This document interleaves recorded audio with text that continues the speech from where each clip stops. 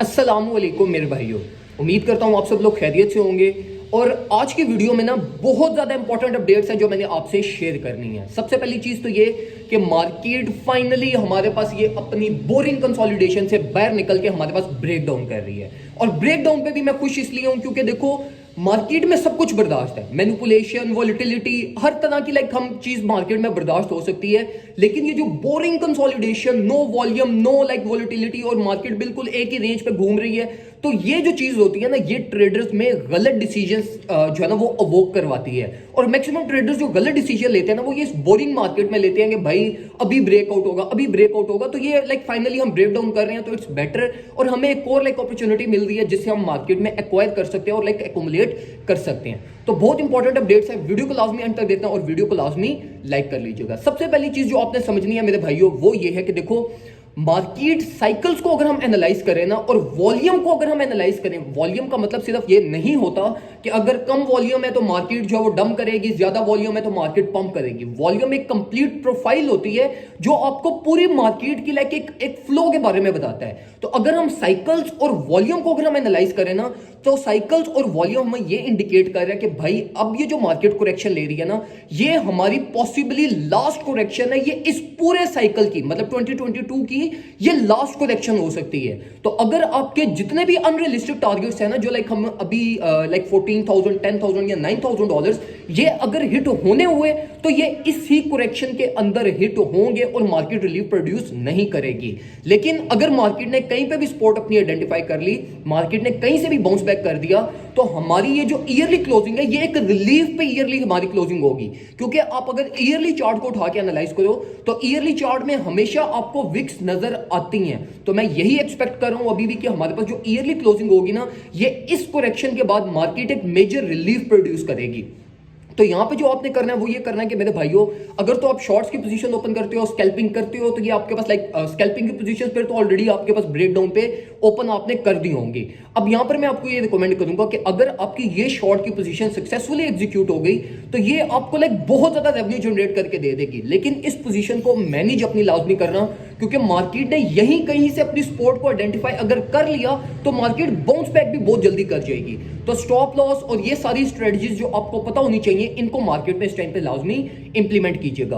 BTC से regarding मैं अभी थोड़ा बहुत बिरिश हूं और मैं एक्सपेक्ट कर रहा हूं कि बीटीसी हमारे पास एक दफा 15,900 और 15,800 की रेंज तक फेल करेगा, जो मैंने आपको अपनी कल की वीडियो में भी गाइड किया था। और उसके बाद मार्केट आपके पास एक मेजर रिलीफ प्रोड्यूस करेगी। इसी के साथ साथ ऑल्ट कॉइन्स पे मैं बहुत ज्यादा बिरिश हूं और उसकी वजह यह है कि ऑल्ट कॉइन्स की मार्केट में कोई इनफ्लो नहीं हो रहा। हमारे पास स्टिल बीटीसी का जो है ना वो बहुत ज्यादा आउटफ्लो हुआ है ये प्रीवियस कुछ डेज के अंदर। बेशक जितनी मर्जी मैनिपुलेशन और हमारे पास जो फंडामेंटल्स वीक हुए हैं, लेकिन बीटीसी में स्टिल अभी भी इन्वेस्टमेंट और हमारे पास इंस्टीट्यूशन मार्केट में आ रहा है। लेकिन ऑल्ट कॉइन्स को अगर हम देखें तो ऑल्ट कॉइन्स बिल्कुल डेड ड्रॉप हुए हैं हमारे पास। तो अगर बीटीसी $15,000 की रेंज में फेल कर गया तो ऑल्ट कॉइन्स हमारे पास 15 to 25% और ज्यादा ड्रॉप कर सकते हैं। तो मैं आपको बिल्कुल भी रिकमेंड नहीं करूंगा कि इस टाइम पे आप कोई भी अपना मेजर डिसीजंस ऑल्ट कॉइन की मार्केट में लो।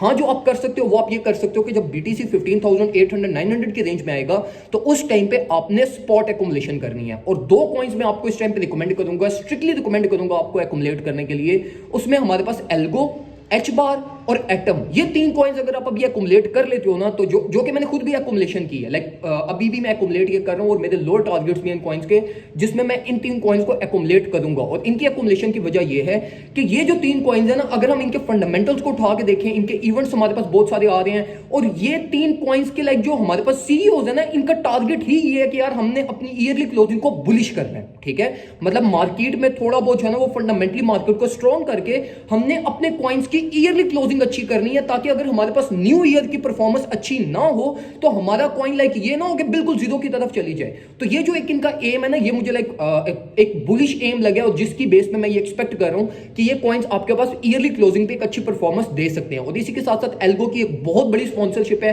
फीफा वर्ल्ड कप के साथ भी, तो उसकी बेसिस पे मैं एक्सपेक्ट कर रहा हूं कि एल्गो आपके पास अच्छी परफॉर्मेंस देगा। तो मैं आपको रिकमेंड करूंगा कि 5 to 10% अगर आप ये इन तीन कॉइन्स में थ्रो इन कर देते हो तो ये भी आपके वर्थ इट होंगे। इसके अलावा कोई भी मार्केट में मेजर डिसीजन मत लेना, साइडलाइंस पे रह के प्ले करो।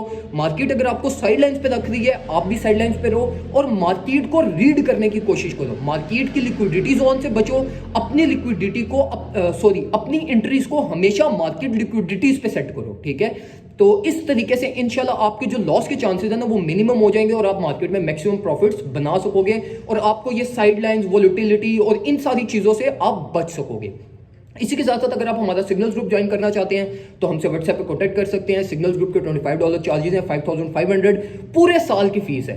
तो अगर आप हमारे सिग्नल्स ग्रुप में आओगे इंशाल्लाह आपको बहुत जबरदस्त किस्म की हम ट्रेडिंग करवाएंगे, complete trade setups, proper risk management, portfolio management करते हुए हम आपको गाइड करते हैं कि भाई ये सेटअप को एग्जीक्यूट करो और मेक श्योर करते हैं कि आपके कोई भी रिलीफ के प्रॉफिट्स मिस ना हो। दुआ में मुझे याद रखिएगा, अपना ख्याल रखिए, अल्लाह हाफिज।